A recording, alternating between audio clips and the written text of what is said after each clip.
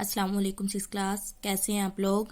آج ہم لوگ اسلامیات کی سبق نمبر 16 کی ریڈنگ کریں گے، پڑھائی کریں گے، صفحہ نمبر 69 پہ۔ ام المومنین حضرت ختیجہ رضی اللہ عنہا۔ ام المومنین کا مطلب ہوتا ہے مومنوں کی ماں۔ ابتدائی حالات: حضرت ختیجہ رضی اللہ عنہا قبیلہ قریش کی ایک معزز خاتون تھی، عزت دار، ٹھیک ہے۔ ان کی ذات میں صورت اور سیرت کی تمام خوبیاں موجود تھی، مطلب وہ سیرت کے لحاظ سے بھی اچھی تھی اور صورت کے لحاظ سے بھی۔ وہ شرافت اور پاکیزگی کے سبب پورے قبیلے میں طاہرہ کے لقب سے مشہور تھی۔ طاہرہ کا مطلب ہوتا ہے پاک۔ پاکیزگی کی وجہ سے وہ اپنی پاکیزگی کی وجہ سے پورے قبیلے میں طاہرہ کے لقب سے مشہور تھی۔ حضرت ختیجہ رضی اللہ عنہا عام الفیل سے تقریباً 15 سال پہلے پیدا ہوئی۔ عام الفیل جو ہوتا ہے وہ ہاتھیوں والا سال، اس سے 15 سال پہلے پیدا ہوئی۔ ان کے والد کا نام خویلد بن اسد اور والدہ کا نام فاطمہ بنت زائدہ ہے۔ ان کے والد مالدار اور کامیاب تاجر تھے۔ وہ اپنے قبیلے میں محترم شخصیت کے مالک تھے۔ حضرت ختیجہ رضی اللہ عنہا بچپن ہی سے نیک سیرت اور معاملہ فہم تھی، مطلب ہر معاملات کو آسانی سے کر لیتی تھی، حل کر لیتی تھی۔ انہوں نے اپنے والد کی وسیع تجارت کو سنبھالا اور عمدہ طریقے سے آگے بڑھایا۔ ان کی ذہانت اور دیانتداری کی بدولت ان کی تجارت نے خوب ترقی کی۔ ان کا سامان تجارت پورے قریش کے مال کے برابر ہوتا تھا۔ جتنا پورے قریش تھا پورا قریش قبیلہ تھا، اتنا ان کا سامان تجارت ہوتا تھا۔ اس زمانے میں تجارت قریش کا معزز پیشہ تھا۔ حضرت ختیجہ رضی اللہ عنہا اپنے مال دوسرے لوگوں کے ہاتھ تجارت کے لیے بھیجا کرتی تھی اور لوگوں کو ان کی کارکردگی کے مطابق معاوضہ دیا کرتی تھی۔ معاوضہ کہتے ہیں اجرت کو، جو وہ کام کرتے تھے اس کے بدلے میں ان کو کیا دیا کرتی تھی، اس کے جتنے پیسے بنا کرتے تھے وہ پیسے دیا کرتی تھی۔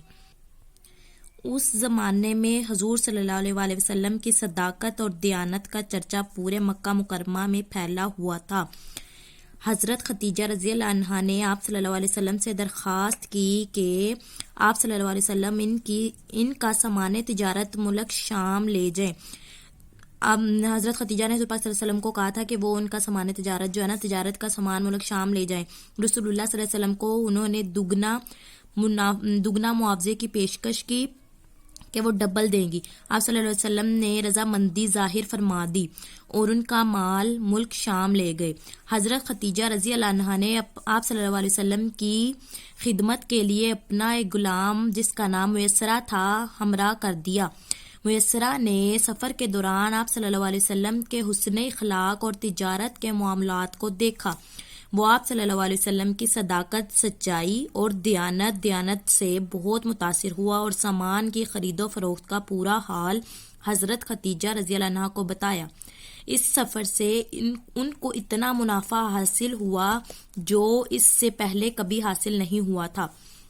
میسرہ نے حضور صلی اللہ علیہ وسلم کی دیانت داری، بلند کرداری اور حسن کارکردگی کے بارے میں حضرت ختیجہ رضی اللہ تعالیٰ عنہا کو تفصیلات بتائیں، جنہیں سن کر آپ رضی اللہ تعالیٰ عنہا بہت متاثر ہوئیں۔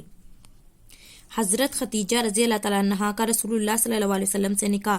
پھر حضرت ختیجہ جب ان کی ساری دیانتداری اور بلند کرداری سے جب متاثر ہوئی تو حضور پاک صلی اللہ علیہ وسلم کو انہوں نے نکاح کا پیغام بھجوایا، پیشکش کی، انہیں نکاح کی۔